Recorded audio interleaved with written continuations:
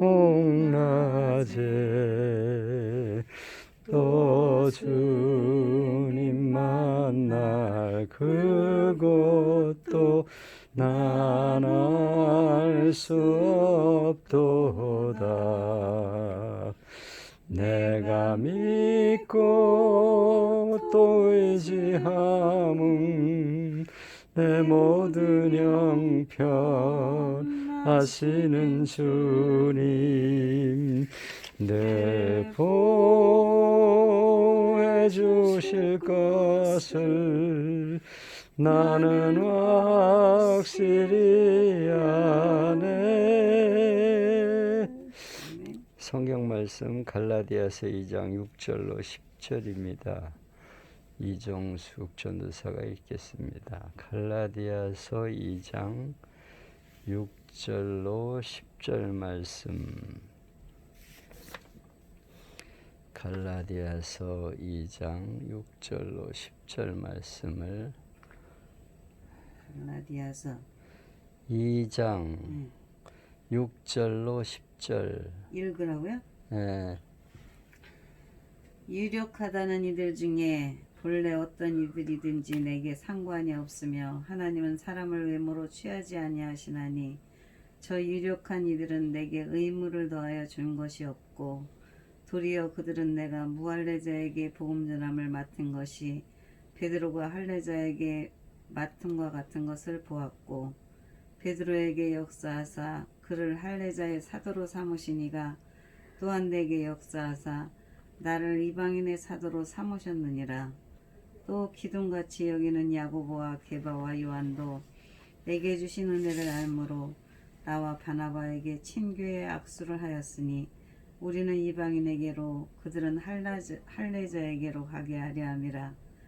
다만 우리에게 가난한 자들을 기억하도록 부탁하였으니 이것은 나도 본래부터 힘써 행하여 왔노라.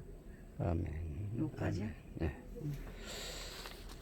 예, 오늘 이 말씀을 가지고 내게 주신 은혜라는 제목으로 잠깐 은혜를 나누겠습니다. 우리가 오늘 교회 가서 예배를 드릴 수 없지만 우리 병실에서 모여서 세 식구가 예배를 드립니다. 우리 최사모와 우리 이정숙 전도사 같이 예배를 드리는데 하나님이 내게 주신 은혜가 무엇인가 하는 것을 잠시 생각해 보겠습니다. 미국의 윌리엄 허스트라고 하는 유명한 신문 편집인이 있습니다. 그는 넉넉한 생활을 했는데요. 돈을 모아가지고 취미생활을 했습니다. 취미생활은 골동품을 수집하는 거였어요. 세계적인 미술품이나 골동품이 있으면 세계 어디라도 쫓아가가지고 물건을 사들였습니다. 그것을 생애 목적처럼 여기고 즐겼습니다. 어느 날 유럽 왕가에서 도자기가 있는데 너무 귀한 보물이다 하는 정보를 입수하게 되었습니다. 그래서 잡지를 보면서 가슴이 뛰었죠. 내가 저걸 어떻게든지 사야 되겠다 이렇게 결심을 합니다. 그리고 유럽 구라파를 비롯해서 여러 곳을 여행하면서 추적을 했는데 찾을 수가 없어요. 종족을 모릅니다. 어느 날 우연히 잡지를 보는데 그 골동품이 미국인에게 팔렸다는 거예요. 그래서 누구한테 팔린 건가 이름을 보니까 자기 이름이에요. 자기가 이미 사서 갖고 있었는데 사두기만 했지 그것을 보질 않았기 때문에 가진 줄을 몰랐던 것이죠.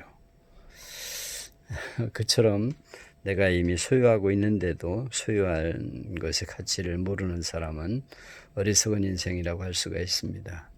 은혜를 많이 받았는데도 은혜를 알지 못하면 소용이 없는 것이죠.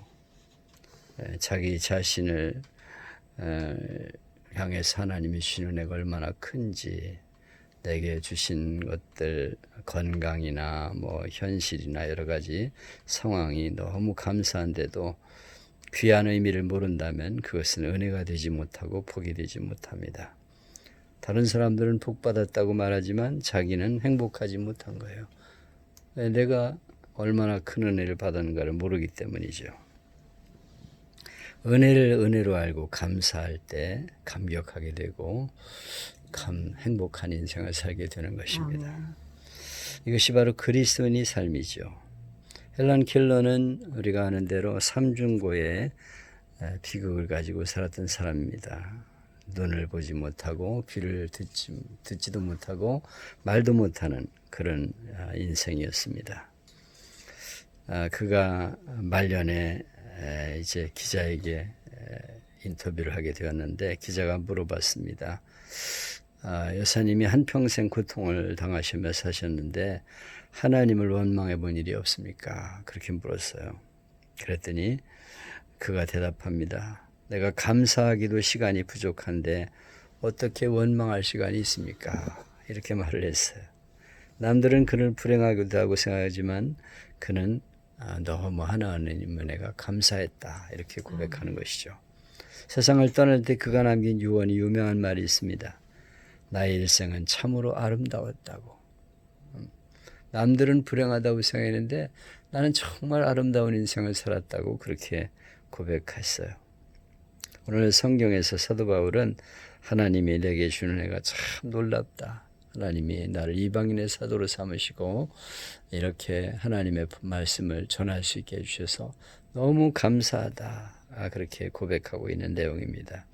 그는 길리기아 다소에서 태어났고 어머니의 모태로부터 신앙을 갖게 되었어요. 그리고 헬라어, 히브리어를 공부를 했기 때문에 이방인에게 하나님 말씀을 전할 수 있는 그런 사람이 되었던 것이죠. 그는 핍박자요 포행자였는데 하나님이 그를 뽑아서 전도자로 삼으셨어요. 그래서 이방인들에게 하나님 복음을 전하는 자가 되었습니다. 그는 몸에 가시가 있었다고 말하고 있죠. 간질이니 여러 가지 말하고 있습니다. 그렇지만 그는 그 모든 것을 감사하고 있어요. 하나님이 내게 주는 은혜가 너무 크다. 왜냐하면 하나님이 나를 겸손하게 하기 위해서 가시를 주셨다. 그렇게 고백하고 있습니다. 그는 골로새서 1장 25절에서 하나님이 내게 주신 경륜을 따라 오늘 내가 사도가 되게 되었다. 오늘 있게 되었다. 그렇게 고백하고 있어요. 경륜은 하나님의 뜻, 섭리, 하나님의 은혜 안에서 내가 오늘 이렇게 사도가 되어 복음을 전하게 되었다고 고백하고 있습니다. 감옥에 수없이 갇히고 매도 많이 맞으면서도 그는 감사하고 있어요. 하나님이 나 같은 인간을 불러서 복음을 전하게 하신 게 너무 감사하다. 그렇게 고백하고 있습니다. 하나님이 나를 충성되게 여겨 내게 이 귀한 직분을 맡겨주셨다. 그렇게 고백하고 있어요. 하나님이 내게 주시는 은혜가 얼마나 큰가를 늘 생각하면서 감사하는 우리가 되어야겠습니다. 하나님이 우리를 이렇게 복음 전하는 자로 세우시고 믿음의 과정에서 살 수 있도록 인도하여 주시고 오늘까지 인도하신 게 다 하나님의 은혜예요. 아멘. 교통사고로 입원했어도 하나님의 은혜. 아멘. 여기서 우리는 쉼을 갖고 여기서 또 누리는 은혜가 얼마나 큰지 몰라요. 그래서 우리 명숙이가 오빠가 병원에 입원해가지고 이렇게 쉬게 되어서 감사하다 이렇게 카톡을 보내왔습니다. 내가 교통사고를 당한 것도 하나님의 은혜라는 거죠. 하도 안 주시니까 하나님이. 네, 하나님이 쉼을 주시고 또 이렇게 또 이 일을 통해서 또 우리에게 여러 가지 또 주시는 게 많이 있죠. 늘 하나님 은혜 감사하면서 내게 주신 은혜가 얼마나 감사한가. 늘 감사하며 사는 우리의 남은 생애가 될 수 있기를 바랍니다. 아멘. 하나님 아버지 감사합니다. 오늘 이렇게 귀한 자리에 우리 세 식구가 모였습니다. 하나님이 내게 주신 은혜가 얼마나 감사한가 생각하며 은혜를 나눴습니다. 아무리 많은 것을 하나님이 주셨어도 감사하지 못하면 은혜가 되지 못하고 행복하지 못한데 하나님 내게 주신 은혜를 늘 감사하게 하시고 헬런 켈러 같이 그가 삼중고의 고통을 당하면서도 하나님 은혜가 너무 감사했다. 내 생애는 아름다웠다고 고백한 것처럼 그런 생애가 되기를 원합니다. 사도 바울은 하나님이 나 같은 인간을 불러서 이방인의 사도가 되게 하신 게 너무 감사하다. 핍박자요 포행자였는데 하나님이 나를 불러주신 게 감사하고 또 내가 가시를 가지고 살아가는 것도 나를 겸손하게 하신 하나님의 은혜라 고백하면서 매를 맞아도 감사, 감옥에 가도 감사, 모든 걸 감사하며 사명을 감당하며 나아갔습니다. 하나님의 의도를 감사하며 살아가는 생애가 되게 해주시고 하나님 내게 주신 은혜 감사하다고 고백하며 우리의 생애를 마치게 하여 주옵소서.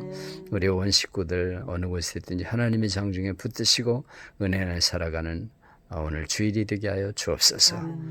오늘도 귀한 시간 주심을 감사하며 예수님의 이름으로 기도하옵나이다. 아멘. 주기도문하죠. 하늘에 계신 우리 아버지, 아버지의 이름을 거룩하게 하시며 아버지의 나라가 오게 하시며 아버지의 뜻이 하늘에서와 같이 땅에서도 이루어지게 하소서. 오늘 우리에게 일용할 양식을 주시고 우리가 우리에게 잘못한 사람을 용서하여 준 것 같이 우리 죄를 용서하여 주시고 우리를 시험에 빠지지 않게 하시고 악에서 구하소서. 나라와 권능과 영광이 영원히 아버지의 것입니다. 아멘. 아멘.